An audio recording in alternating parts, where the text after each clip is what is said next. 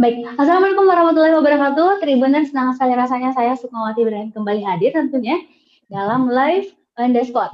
Dan tentunya pada kesempatan kali ini kita akan langsung mendengarkan laporan wartawan Tribun Timur yang bertugas di Kabupaten Bantaeng. Kami menyapa dulu Ahmad Nasution, selamat siang.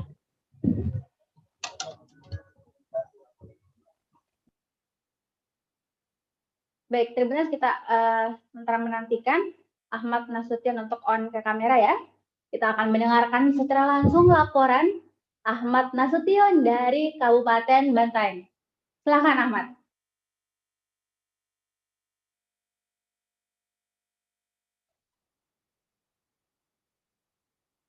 Ahmad sepertinya masih di mute suaranya. Silakan. Cek. Ya. Baik, terima kasih. Dari Kabupaten Bantaeng saya akan melaporkan terkait dengan kasus tindak pidana prostitusi yang baru-baru saja telah ditangkap dua orang pelaku, di mana pelaku tersebut selaku mucikari yang melakukan yang menawarkan seorang perempuan kepada seorang laki-laki. Di mana pada saat penangkapan dilakukan, polisi tersebut menangkap saat salah seorang anggota melakukan penyamaran sebagai pelanggan. Kemudian saat itu kedua pelaku polisi berhasil melakukan komunikasi dengan pelaku dan melakukan transaksi di sebuah hotel di Kabupaten Bantaeng. Dan saat itu ketika berada dalam kamar dan akan diberikan tarif ya sesuai tarif yang ditawarkan itu sebesar 1.900.000. Saat itulah dilakukan penangkapan terhadap kedua pelaku. Mungkin seperti itu penjelasan dari saya. Ya.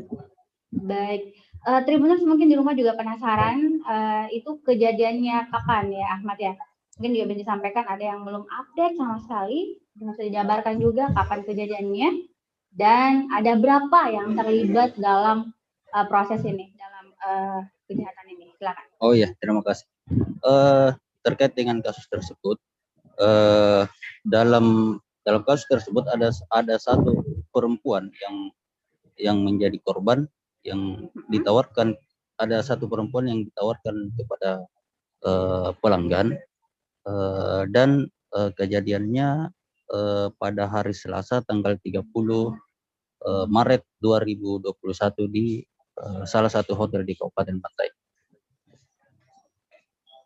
Oke, Ahmad, apakah ada dari pihak kepolisian setempat mungkin yang bisa kita tanyai langsung terkait kasus ini?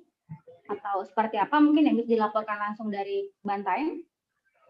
Terkait dengan saya tadi sudah konfirmasi dengan Kasat Reskrim Polres Bantaeng, tetapi Kasat Reskrim tidak sempat hadir karena berhalangan hadir.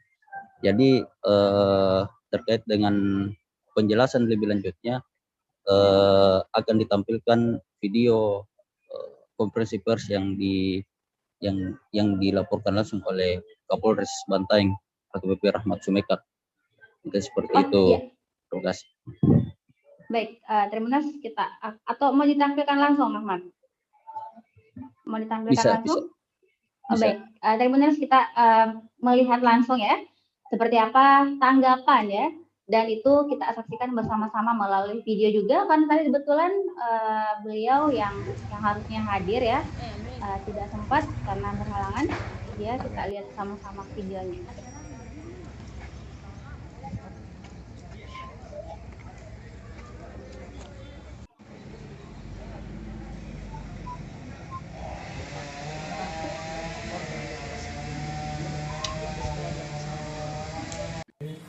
Melaksanakan press release.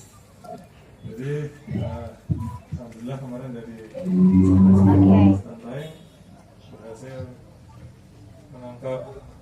Jadi ini lokasi lokasi press conference-nya di mana?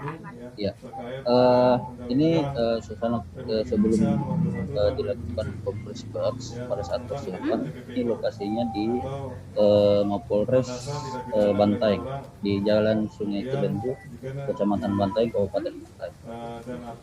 Oke. Jadi Ya, silakan. jadi Kapolres AKBP Rahmat Sumekar didampingi langsung oleh saat itu didampingi langsung oleh Kasat Reskrim AKP Abdul Haris Niklaus dan sejumlah personil lain. Oke. Nah, setelah press conference, apakah tidak ada hal-hal lain, misalnya amukan warga sekitar karena mungkin tidak berharap ya ada kejadian seperti itu terjadi di Kabupaten Bantaeng, atau seperti apa? Oh ya, pada saat konferensi pers berlangsung itu berlangsung dengan aman.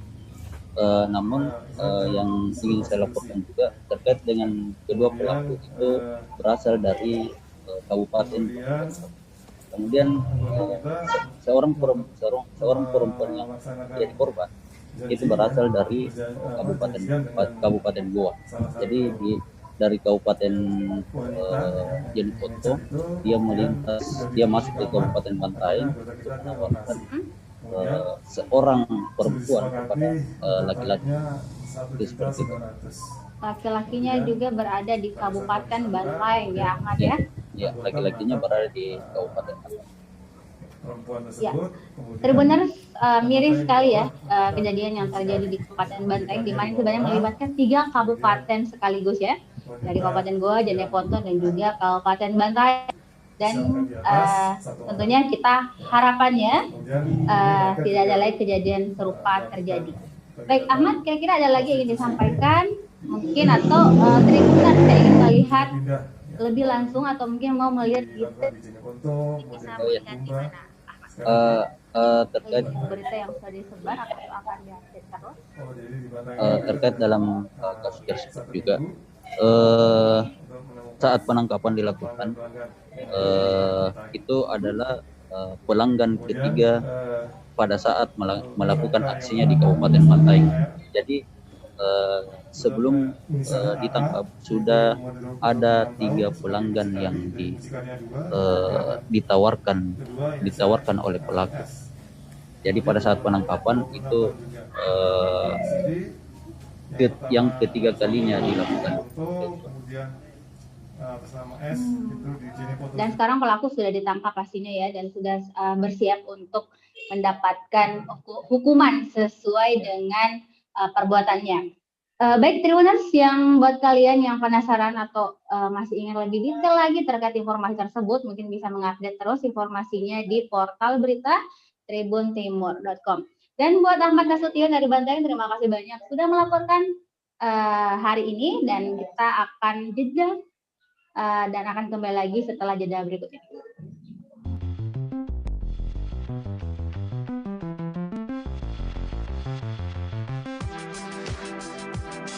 Jalan-jalan ke pantai atau menaiki puncak gunung, melihat dataran indah dan membayangkan lukisan alam Tuhan yang menakjubkan akan tersaji dalam sebuah liputan menarik juga eksklusif. Ikuti perjalanan saya menuju destinasi paling epik di Sulawesi Selatan, hanya di Wisata Virtual Tribuners.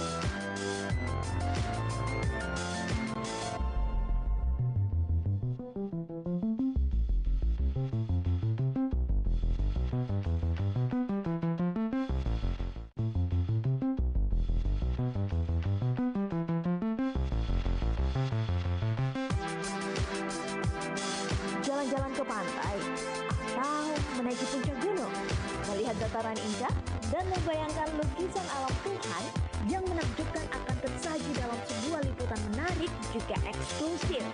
Ikuti perjalanan saya menuju destinasi paling epik di Sulawesi Selatan, hanya di Wisata Virtual Tribuners. Melihat dataran indah dan membayangkan lukisan alam Tuhan yang menakjubkan akan tersaji dalam sebuah liputan menarik juga eksklusif. Ikuti perjalanan saya menuju destinasi paling epik di Sulawesi Selatan, hanya di Wisata Virtual Tribuners.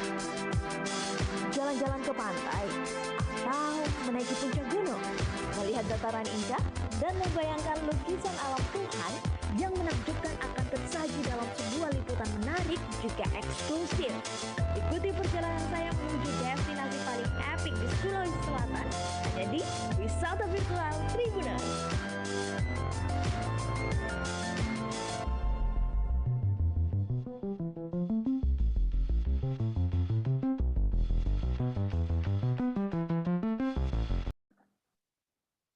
Oke, Tribuners. Jadi kita akan melanjutkan untuk live on the spot kedua, dan saat ini kita sudah terhubung langsung dengan Calik Mawari. Oke, jadi ini dari Luwu Utara ya, Kak Calik ya?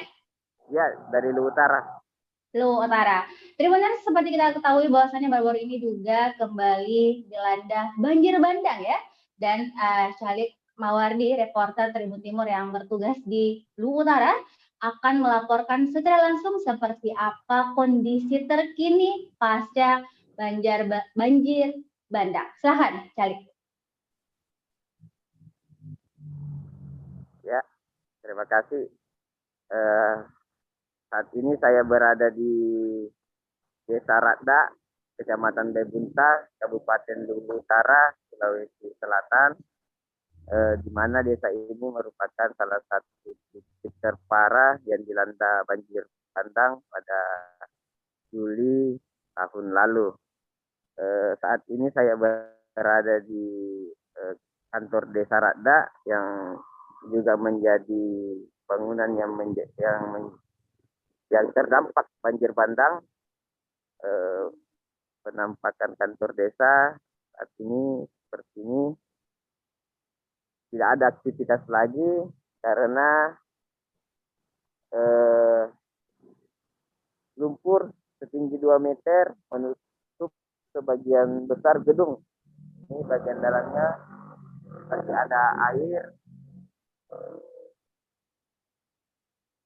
Terus di belakang kantor desa ada ratusan pemukiman warga yang ikut rendam lumpur banjir.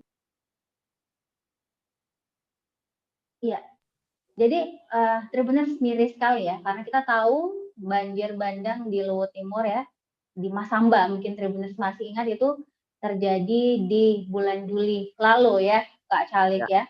Tapi sampai sekarang sudah di bulan April ya, tanggal 1 April 2021, ternyata sisa-sisa kejadian pas bencana tersebut masih ada. Mungkin kita berpikir di sana sudah mulai bangkit, kantor desa sudah mulai beraktivitas seperti sedia kala, nyatanya belum ya. Apakah memang Kak Calik itu tidak ada proses mungkin gotong royong yang dilakukan oleh pemerintah setempat agar segera dibenahi, mungkin agar bisa difungsikan seperti sedia kala atau seperti apa? Kalau proses gotong royong tidak ada karena lumpur yang menutupi rumah warga itu cukup tinggi, mencapai 2-3 meter, sehingga warga lebih memilih mengungsi sampai saat ini atau mendirikan bangunan baru di lahan yang dianggap lebih aman daripada ancaman banjir bandang susulan. Kemudian dari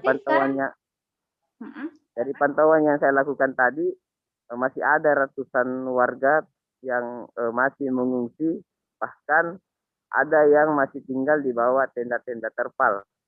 Walaupun sebagian besar telah mendirikan bangunan semi permanen di lahan sementara, mereka menunggu pembangunan hunian tetap atau bantuan hunian tetap dari pemerintah pusat atau pemerintah daerah.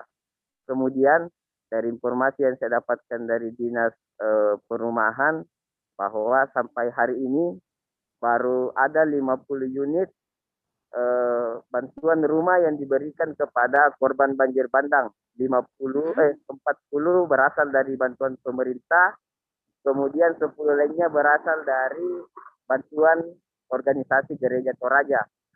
Tahun ini pemerintah berencana membangun hunian tetap sebanyak 1094 unit untuk mengakomodir, untuk diberikan kepada para korban banjir bandang. bantuan itu rumah itu bersumber dari BNPB dan Kementerian PUPR. Gitu. Baik. Kak Jalik mungkin bisa disampaikan juga apakah lokasi pengungsian atau tempat tinggal sementara warga itu berada di sekitar desa yang tempat Kak Jalik sarang atau jauh, mungkin berapa kilometer dari situ? Dan apakah mereka sudah tidak pernah lagi datang untuk melihat kondisi rumahnya, kondisi tanahnya mungkin atau lingkungan di situ atau seperti apa Kak Jalik? Ya, jadi tempat warga mengungsi itu tersebar ya, tapi sebagian besar masih di wilayah Desa Radda, namun berada di perbukitan kelapa sawit. Jadi tempatnya itu lebih tinggi daripada tempat yang terendam saat ini. Jadi mereka membuat rumah-rumah semi permanen di tengah-tengah kebun kelapa sawit. Seperti itu. Tinggal di tengah-tengah kebun kelapa sawit dan tentunya pasti tidak aman untuk mereka ya, apalagi kalau ada yang punya anak kecil dan segala macam. Mas Jalik, apakah ada update terbaru mungkin apakah dari pemerintah setempat, pemerintah pusat mungkin itu akan segera mewujudkan ya untuk pembangunan, karena kan takutnya tadi hanya sekedar wacana tetapi kemudian belum diwujudkan, sementara masyarakat masih tinggal di tenda-tenda pengungsian yang tentunya berbahaya juga baik untuk kesehatan mereka mungkin atau hal-hal lainnya. Tadi saya melihat khusus di Desa Radda, di Dusun Panampung itu sedang bekerja alat berat untuk meratakan lahan yang nantinya akan dijadikan lokasi hunian tetap. Jadi proses pembangunannya itu sementara berjalan. Lokasinya tidak jauh daripada tempat warga mengungsi. Gitu. Kak Jalik, terakhir mungkin dan juga Tribuners di rumah juga ingin tahu kira-kira yang sekarang ini yang dibutuhkan oleh masyarakat apa? Mungkin masih ada keluhan-keluhannya yang kemudian tidak diakomodir oleh pemerintah atau seperti apa? Kalau keluhan-keluhan itu utamanya rumah. Dia menginginkan pemerintah cepat membangunkan rumah sehingga mereka bisa hidup lebih tenang. Juga masih berharap bantuan-bantuan sembako dari pemerintah karena kehidupan perekonomian masyarakat pengungsi itu belum stabil. Karena sebagian mata pencaharian mereka hilang pasca banjir bandang, kebun-kebun terendam, sawah pun ikut terendam. Iya, baik, Tribuners. Tribuners itu tadi laporan langsung dari Tribun Lutra ya, dari Calik Mawardi. Dan untuk Tribuners semuanya yang penasaran mungkin ya, kita juga melihat suasananya seperti apa, memang sangat ini ya, kasihan sekali bagaimana masyarakat di sana harus meninggalkan daerahnya ya, harus meninggalkan tempat tinggalnya karena memang kondisinya tidak aman ya. Dan sembari mereka juga sangat menantikan adanya kabar baik nih dari pemerintah agar pembangunan rumah tetap yang dijanjikan bagi masyarakat itu di Desa Radda ya, itu segera direalisasikan. Baik. Dan untuk Tribuners yang mungkin penasaran seperti apa lanjutannya dan segala macam ya terkait bagaimana kondisi terkini dari pasca banjir ya di Luwu Utara di Desa Radda itu bisa terus pantau update beritanya di portal Tribun Timur pastinya. Dan untuk Kak Jalik, terima kasih banyak atas laporannya dan selamat beraktivitas, tetap jaga kesehatan pastinya. Demikian pula untuk Tribuners di rumah, jangan lupa untuk selalu standby untuk menyaksikan video ataupun semua yang kita hadirkan di Tribun Timur. Apalagi setiap Senin sampai Sabtu pun kita selalu hadir dengan berita-berita on the spot yang langsung dilaporkan oleh wartawan Tribun Timur yang ada di seluruh kabupaten kota di Sulawesi Selatan dan juga Sulawesi Barat. Ya, baik, kalau begitu kami tutup dulu, kita akhiri dulu untuk laporan on the spot pada Kamis ini. Kita akan ketemu lagi di edisi selanjutnya besok dan juga seterusnya. Saya Sukmawati Ibrahim pamit. Wassalamualaikum warahmatullahi wabarakatuh.